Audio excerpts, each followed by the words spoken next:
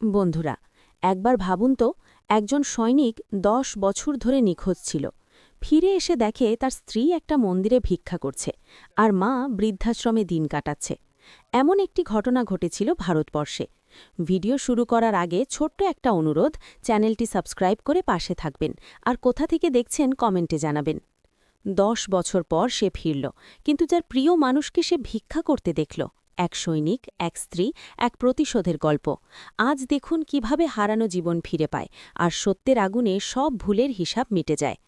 10 বছর পর সেনা অফিসার ফিরে এলো নিজের মাটিতে। ভারতের পবিত্র শহর অমৃতসর, যেখানে শতাব্দীর পর শতাব্দী ধরে সরোবরের কলকলধ্বনি ভেসে আসে ভক্তির সুরে, যেখানে সন্ধ্যার আকাশ কমলা রঙে রাঙা হয়ে ওঠে আর চারদিকে গুরুবাণীর ধ্বনি প্রতিধ্বনিত হয়।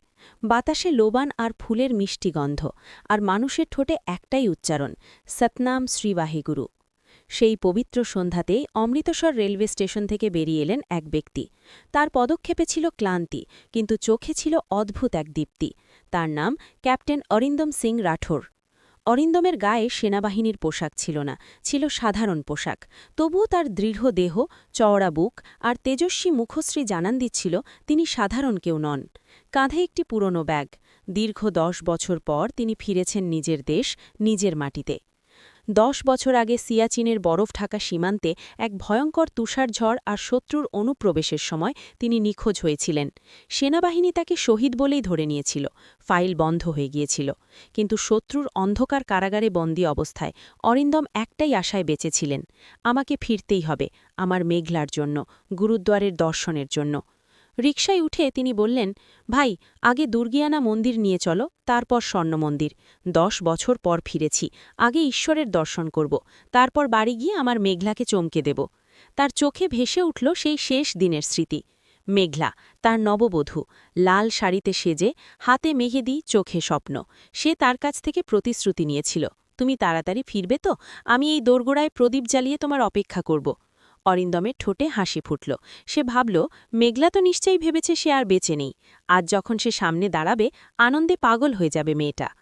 দুর্গিয়ানা মন্দিরে প্রণাম সেরে তিনি এগোলেন স্বর্ণ মন্দিরের দিকে। তার অপার সৌন্দর্য দেখে তার চোখ ভিজে উঠল।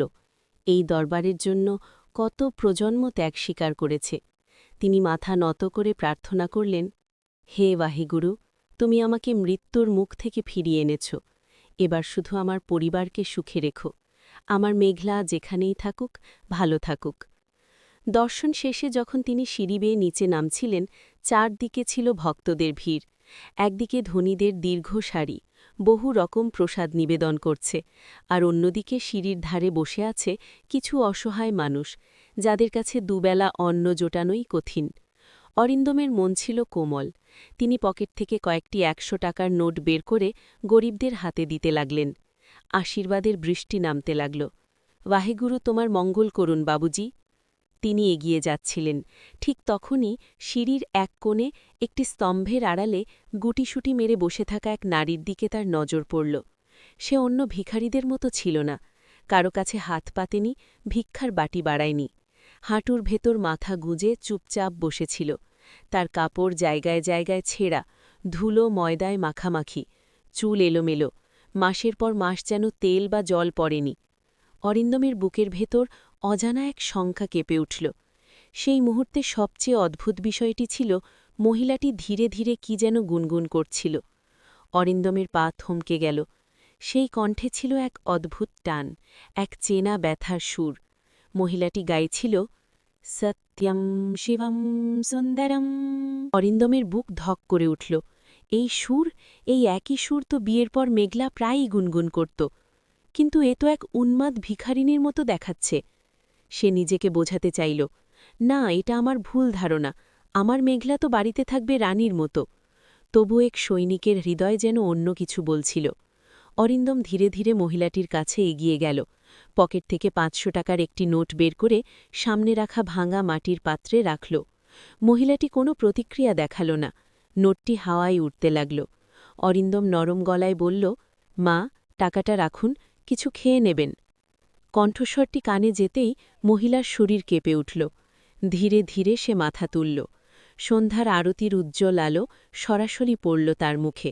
ধুলোমাখা মুখ, বসে যাওয়া গাল, চোখের নিচে গভীর কালো দাগ, ফাটা ঠোঁট। কিন্তু সেই চোখ দুটি, তার রং ছিল বাদামি, আর বাঁ চোখের ঠিক নিচে ছোট্ট একটি তিল। অরিন্দমের হাত থেকে ব্যাগ পড়ে গেল। মনে হলো পায়ের তলা থেকে মাটি সরে যাচ্ছে। নিঃশ্বাস গলায় আটকে গেল। চারপাশের শব্দ, ঘণ্টার ধ্বনি সব যেন স্তব্ধ হয়ে গেল। মুখটি যতই বদলে যাক, দারিদ্র্য আর অনাহার তাকে কঙ্কাল বানিয়ে দিক, একজন স্বামী কখনো নিজের স্ত্রীকে ভুল চিনতে পারে না। মেঘলা? তার গলা থেকে মৃতপ্রায় স্বর বেরিয়ে এলো। নামটি শুনে মহিলার পাথর হয়ে যাওয়া চোখে এক মুহূর্তের আলোড়ন জাগল। সে তাকালো সামনে দাঁড়ানো লোকটির দিকে। 10 বছরের ব্যবধান, মুখে দাড়ি, শরীরে ক্ষতের চিহ্ন। সে যেন চিনতে পারছিল না। অরিন্দম কাদামাটি আর ধুলোর মধ্যেই হাঁটু গেড়ে বসে পড়ল। চোখ থেকে অঝরে জল গড়াতে লাগল। কাঁপতে থাকা হাতে সে মহিলার কাঁধ ধরে ঝাঁকিয়ে বলল, মেঘলা, আমার দিকে তাকাও। আমি অরিন্দম। তোমার অরিন্দম ফিরে এসেছে। নামটি শুনেই মেঘলা এক আতঙ্কিত চিৎকার করে উঠল। সে ভয়ে পিছিয়ে যেতে লাগল। না, না, আমাকে মারবেন না। আমি কিছু করিনি। আমাকে মারবেন না, সাহেব। সে হাত জোর করে কাঁপছিল, যেন কেউ তাকে ভয়ঙ্করভাবে প্রহার করবে। দৃশ্যটি দেখে অরিন্দমের বুক ফেটে গেল। সেই মেঘলা, যে উচ্চস্বরে কথা বলতেও ভয় পেত, আজ সে স্বামীর কাছেই ভিক্ষা করছে, মারবেন না। অরিন্দম যন্ত্রণায় তাকে বুকে জড়িয়ে ধরল। কে তোকে মারবে? কে করেছে তোর এই অবস্থা? আমি আছি মেঘলা, তোর সৈনিক ফিরে এসেছে।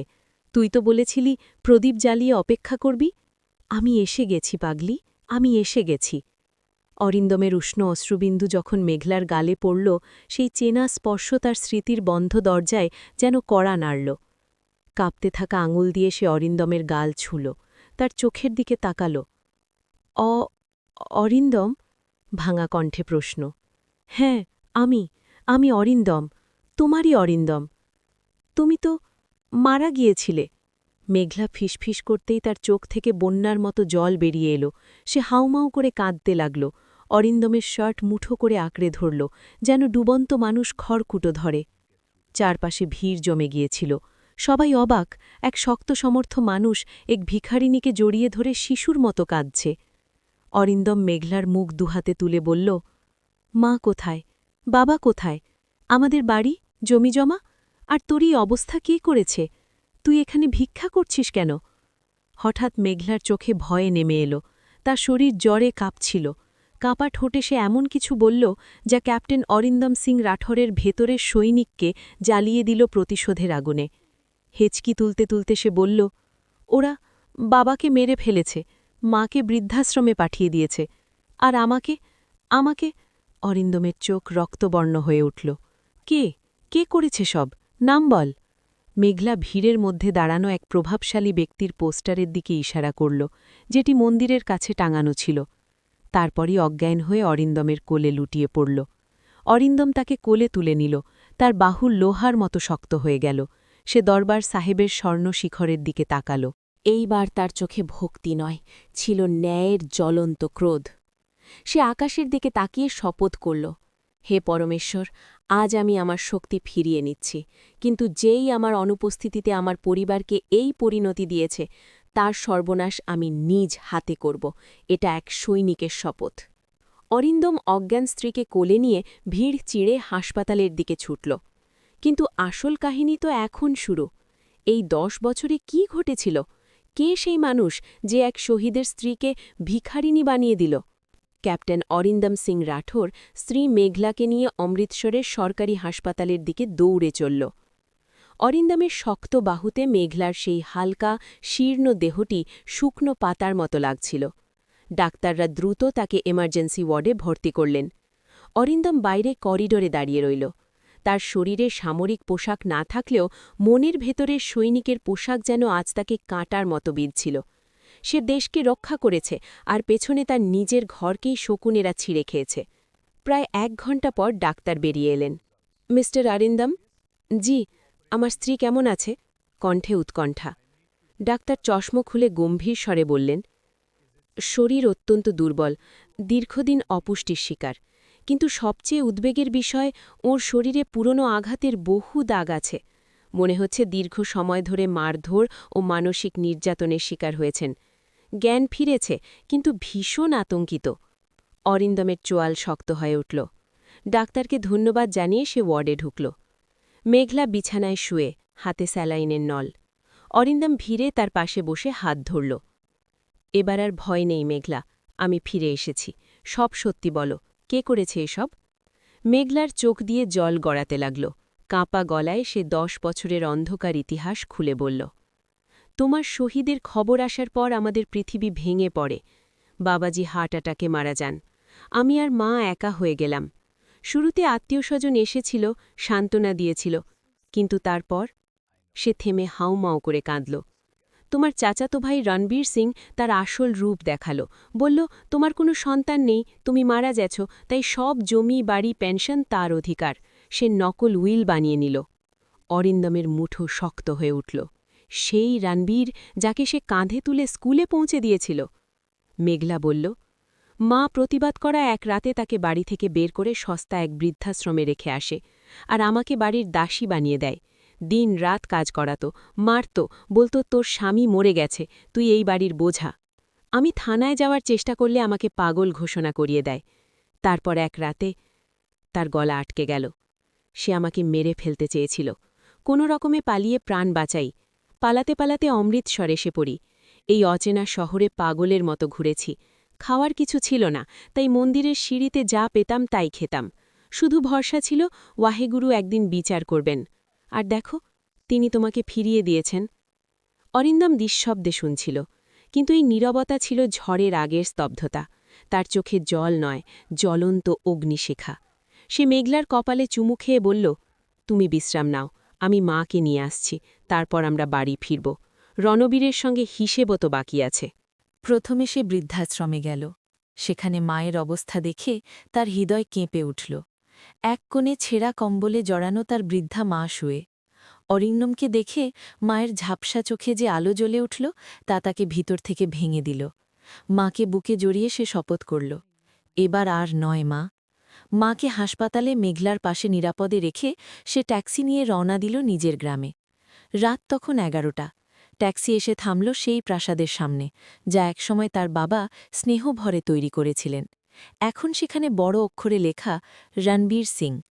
ভেতর থেকে মদের গ্লাসের শব্দ, হাসাহাসি, উল্লাস চলছে।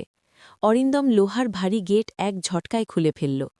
আঙিনায় বসে থাকা রণবীর ও তার সঙ্গীরা তাকে দেখে যেন ভূত দেখল। রণবীরের হাত থেকে মদের গ্লাস পড়ে ভেঙে গেল।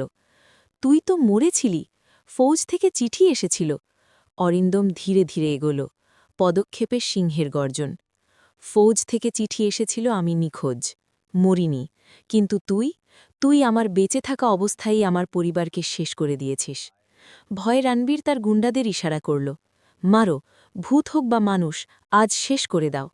4 জন লাঠি নিয়ে ঝাঁপিয়ে পড়ল, কিন্তু তারা ভুলে গিয়েছিল তারা কোনো সাধারণ মানুষের ওপর নয়, ভারতীয় সেনাবাহিনীর একজন প্যারা কমান্ডোর ওপর হামলা করছে। পরের 5 মিনিটে প্রাসাদের আঙিনা আর্তনাদে কেঁপে উঠল। অরিন্দম কারো প্রতি দয়া দেখাল না। সে রণবীরকে কলার ধরে আকাশে উঠিয়ে ফেলে মাটিতে ফেলে দিল।